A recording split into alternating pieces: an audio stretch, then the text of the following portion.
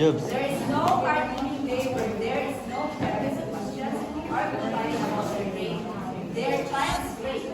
Compliance from this report. So, naas ba iyang mga kanang rason nga nung mag-complain sila sa delikado. These are the following. The grade should be higher. Wow. Nag-complain sila, kaya gusto sila mataas ang grado silang anak.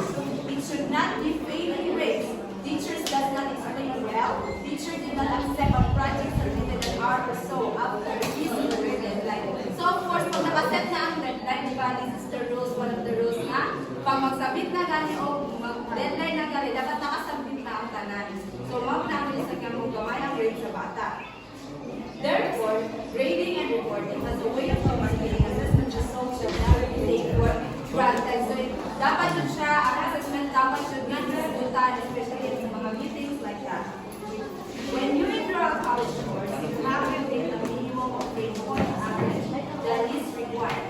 So, as well as mag-apply sa job, or di ba, kaya mamita ko na sa kanila, sa standard na graduate, and then, inigugrad kita high school, iniguenroll ka college, pagitaan kita grado, nga, masud sa mga program. You have to meet the maintain certain grade, and when you apply for a job, yes, you have to learn your grades because all of the things that people ask are grades are always required. So always required ang grades to resulot sa mga job. So mo din standards sa Pilipinas, grado ang basihan. So grades is important, but the competency that grades should reflect are as important. So mas importante ka na grado na yung nakuha ka. Graduate na po. O niya dito, wala na nag-reflect sa inyong sa inyong wala siya. Di graduate na dito because of, ang awa? No. Kaya, ang importante naman sa inyong kawalingon nga, naakay ka na dito learning. Pwede ko nang naakay na ng grades. Before assessment is equally important. So, here are the 7 things to consider when discussing with your students before assessment. So, number 1, explain where the test fits in the near future. Any given test or assessment is just one piece of the overall progress as a student. This one test is, in this one day, is not small measures of their full potential or their future. A better understanding of the context will have to understand how it fits together. So, ang manamit ako, mag-exam sila MLA, yung last night test na nila. Wala na siya na, wala siya nagsulat, may muna kayo. Malay mo, baka distracted daw siya ng may scores. So, yun din, baka tayo siya so sa'yo. Pero ito, dapat sa teacher, at ako na ito, ang potential sa bata. Namina mo? Number 2, share how the test result will affect their overall class grade. Often, students are unaware why they are being tested or why the teacher gives the data that they are being for.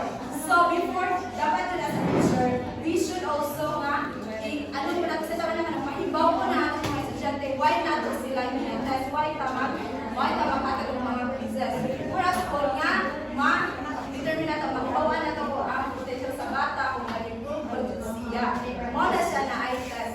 So, mag-look kasi karon of the students are unaware that they are being tested or why the teachers need the data that they are looking for. For example, mga student ato silang i-aware na ganay, kung ano ang gusto nato makita sa mata. Para po ma-motivate sila, di kaya ganang ang mapatakalang tago mag-motivate. Maraming hindi sila maling-kamot, kaya hindi sila motivated. Wala na to sila i-aware na importante din sa ilang kuhaan. Sa lang mag-grade sila. The next is preemptive questions that their data will look like and who will be seeing it. So that's all. Now may I call on the next reporter to continue the discussion.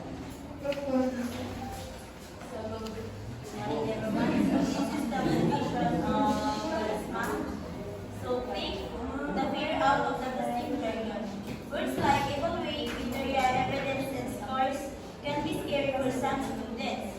While they can seem obvious and to you as a teacher, it helps students if you explain these terms to them to set their minds at ease. So, kung ikaw teacher ka, kung sa may result sa inyong estudyante, so dito mo ikaw na ipakita cafeteria, something like that. So, clarify the testing environment. Some students are less familiar than others when it comes to testing and how testing schedules can interrupt a given week. Providing better justification can help students stress. Let them know if will be the one day test or if it will happen. Over period of days provide insight into breaks whether they can use the restroom and what they should bring. Make any translation of computers or tables easy. If there is a computer lab being used as a part of the testing process, be sure they know where the lab is, how the computer will be used as a part of the testing, and how to log in. So if mag-set data o kanang for example mga exam quiz, so ikuha na sila daan nga kung ahadapit set ang ahadapit ang venue sa kanang magpa-quiz ka or magpa-test. So inana. Provide the dates of the next assessment. When you explain both over time to students, it helps to share a basic schedule of how the assessment will be administered. Let them know when the next one will occur and whether it be similar to the one they are preparing for them. So again, good morning everyone. Now we'll be talking about functions of grading and reporting system. Grading and reporting system have some important functions in the educative process. Some of these important functions are, first is that it enhances student learning. So, grading and reporting system mag-enhance siya sa student learning kay mag-drop mo ng grades sa students sa mga report cards or sa mga grades nila. So, like what Sir Charles said yesterday, if makita sa student na yung grades kay buo lang, of course, manikamo siya, mag-strike hard siya, mag-study siya, or ma-review siya para mo taas ang grades, which will enhance the students' learning or the students' enhancing learning. And the next is that reports to guardians or peers. So, of course, report cards are made to inform the parents with regards to performance nila mga anak inside the classroom. Kung kapalo na magbasa, kapalo na magsulat, kapalo na mag-solve, multiply, subtract, addition, and all. So, makakala siya, ma-showcase na siya sa report card, which is why making report cards is important. Hindi siya dapat like what Miss Beverly said earlier, hindi siya dapat yaga-yaga lang nga. Kanang imagine lang mo niya, wala kay basis sa mga pati report card. Dapat na siya basis sa mga performance o activities sa students kay dapat makita sa parents kung na-excel ba or in-quantum ang performance nila mga anak. So, mga parents na kanang very sa academics nila anak, like nag-practice sila from time to time. So, as teachers, as future educators, hindi na siya dapat i-take for granted ang paghimo o report cards or grading system. Kaya, hatag na siya sa parents. And then, sa parents, kung ano siya malitay yung paghatag o grades, kaya mag-question ka your competence as a teacher. And then, next is that administrative and guidance uses. So, dili kay, of course, report cards, bagkada siya sa mga with honors, or mga appeal sa top 10. Kaya, di man sa mag-base sa itong grade sa students, of course, di na mag-base sa kung isa-isa ang masunod sa top 10 or isa-isa ang mga with honors or with highest honors event.